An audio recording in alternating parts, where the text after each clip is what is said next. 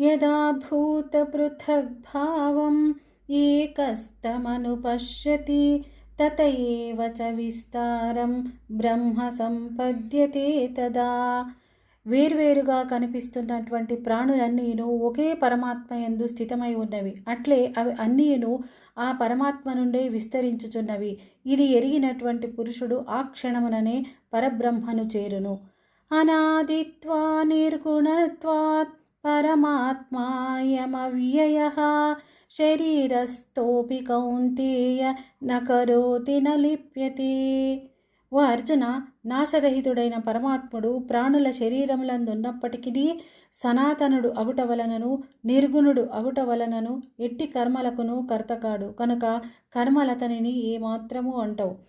యథా సర్వగతం సౌక్ష్మ్యాత్ ఆకాశం నోపలిప్యతే సర్వత్రావస్థితో దేహే తథాత్మానోపలిప్యతే.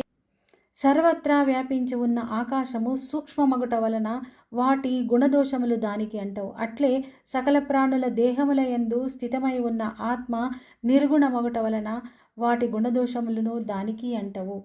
యథా ప్రకాశయత్యేకః కృత్స్నం లోకమిమం రవిః క్షేత్రం క్షేత్రీ తథా కృత్స్నం ప్రకాశయతి భారత. అర్జున, ఒక్క సూర్యుడే ఈ సమస్త జగత్తును ప్రకాశితమునర్చునట్లు ఒకే ఆత్మ సర్వప్రాణుల యందు స్థితమై వాటన్నిటినీ ప్రకాశింపచేయుచున్నది. క్షేత్ర క్షేత్రజ్ఞయోరేవం అంతరం జ్ఞానచక్షుషా భూత ప్రకృతి మోక్షంచ ఏ విదుర్యాంతి తే పరం.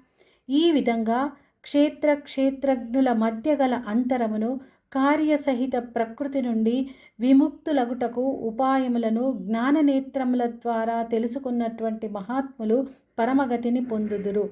ఓం తత్సదితి శ్రీమద్భగవద్గీతాసు ఉపనిషత్సు బ్రహ్మ విద్యాయాం యోగశాస్త్రే శ్రీకృష్ణార్జున సంవాదే క్షేత్ర క్షేత్రజ్ఞ విభాగ యోగో నామ త్రయోదశోऽధ్యాయః.